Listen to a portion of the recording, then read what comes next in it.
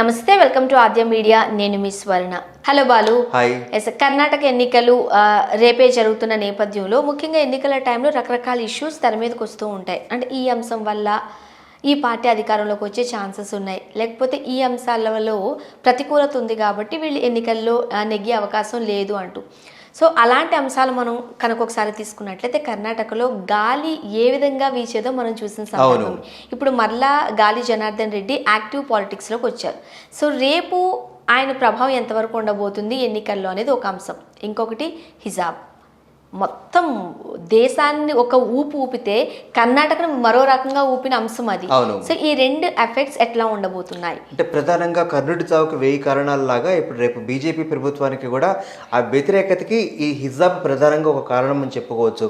ఒక్కొక్క రాష్ట్రానికి ఒక్కొక్క రకంగా ఉంటుంది. అంటే వ్యతిరేకత రావడానికి ఇప్పుడు ఏపీలో తీసుకున్నట్లయితే జగన్మోహన్ రెడ్డికి ఆర్థిక లోటు ఏదైతే ప్రధానంగా కారణంగా ఉంటుందో, కర్ణాటకకి రకరకాల కారణాలు, అవినీతి ఉంది, లేకపోతే నిరుద్యోగ సమస్య ఉంది. ఈ మధ్య కాలంలో తీసుకున్నట్లయితే మనకి ఫ్లడ్స్ వచ్చినప్పుడు, ఆ మధ్య చెన్నైలో ఫ్లడ్స్ వచ్చినప్పుడు తమిళనాడులో మొత్తం ఊళ్ళు మునిగిపోయి దాదాపుగా 9 రోజుల పాటు చెన్నైలో కరెంట్ లేని రోజులు చూస్తాం మనం.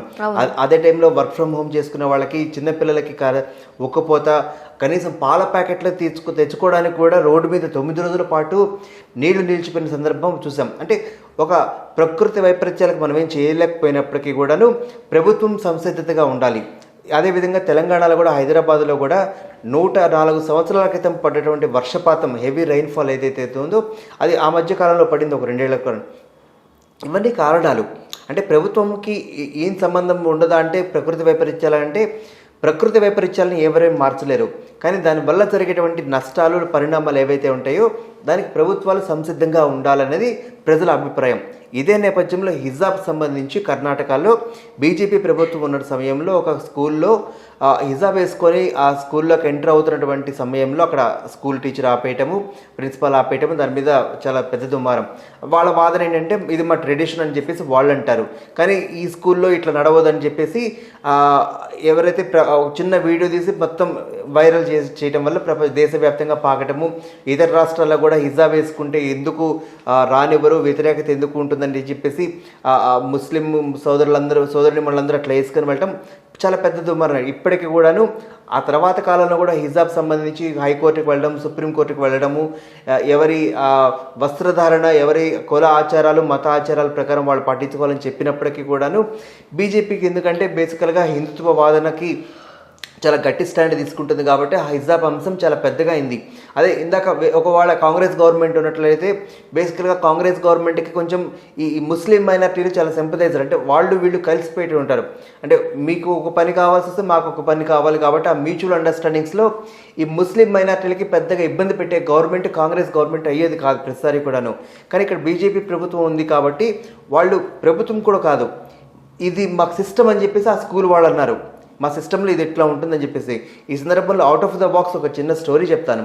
నేను చాలా లాంగ్ బ్యాక్ ఒకసారి నేను ఇంటర్మీడియట్ వాళ్ళకి ఇన్విజిలేషన్కి వెళ్ళాను ఒక కాలేజీలో. అది కంప్లీట్గా వాళ్ళకి ముస్లిం సంబంధించినటువంటి కాలేజ్. అది వచ్చినటువంటి ఎగ్జామ్కి రాయడానికి వచ్చిన వాళ్ళు కూడా ఆల్మోస్ట్ వాళ్ళే వచ్చారు.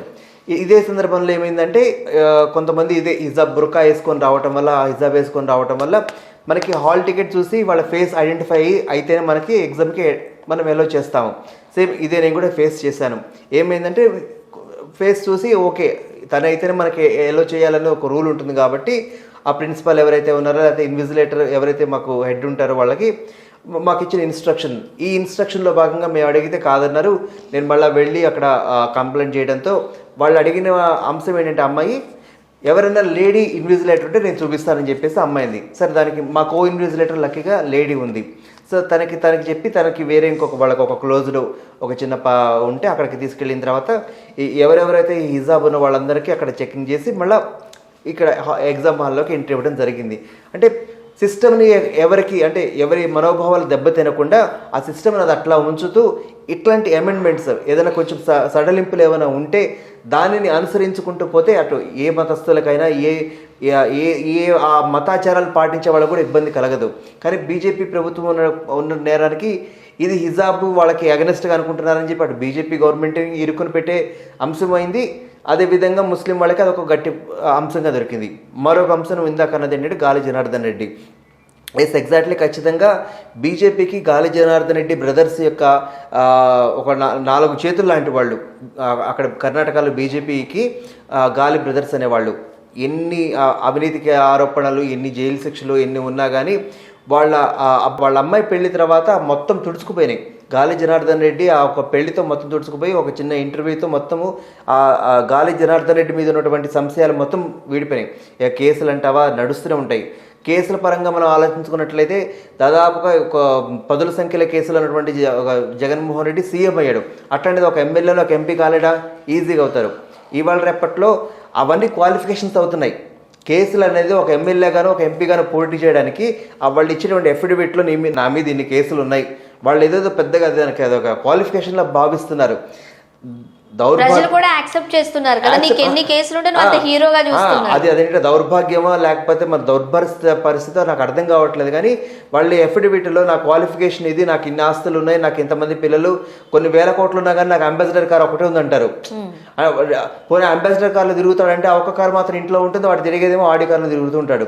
సో ఇవన్నీ ప్రజలకి కానీ ఎలక్షన్ కమిషన్కి కానీ ఎందుకు పట్టవో నాకు తెలియదు. ఈ నేపథ్యంలో కేసులు తీసి పక్కన పెడితే ఖచ్చితంగా గాలి జనార్దన్ రెడ్డి యొక్క ఎంట్రీ ఏదైతే పాలిటిక్స్లో ఉందో వాళ్ళ యొక్క ఉనికి కావచ్చు, లేకపోతే వాళ్ళ యొక్క సపోర్ట్ బీజేపీకి ఖచ్చితంగా తారాస్థాయికే ఉంటుంది.